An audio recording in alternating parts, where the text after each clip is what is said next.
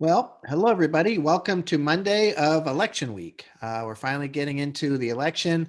We've been waiting for this for a long time. It'll be very interesting to see how this all plays out and how it affects the stock market.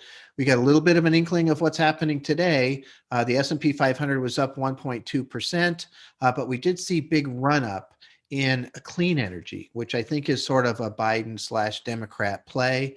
The two pieces of clean energy we have were up 4.4% today and 1.8% between the two of them. So kind of tells you where the market thinks things might be going. Obviously, hard to tell. We had some great results with smart mobility being up 3.2%, and U.S. home construction was also up 3.1%. So good pieces that were moving pretty strongly today. But we're going to have some trouble really moving out of this range that we're in here, especially with all the other volatility. And let me show you what I'm talking about. So this is the Vanguard S&P 500 index, and this green portion out here is the volume profile. And so again, each one of these bars shows how many shares were purchased at those prices.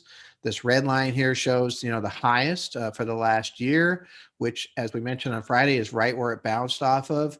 Well, the other part of this is the resistance. We've fallen through this fairly big chunk of volume right here. And you can see all three of these moves back have been stopped by that. So again, if I buy at $10 and it drops to 7, when it gets back to 10, I might want my money back. So that's the idea behind resistance. So I do think we're going to have a little bit of trouble getting through that as far as that goes. But I think it's really obviously more about this election and does it go smoothly? Is this something that happens? Is there a Republican Senate and a Democrat White House where the stimulus might be affected? Those are the types of things that we have to watch for. We've got this resistance we're looking at. We're looking at this support. And so a really interesting time frame right now to see where things go. So pretty good day for us altogether, as far as I'm concerned. And let's look and see what happens tomorrow on election day. I'll talk to you then. Thank you.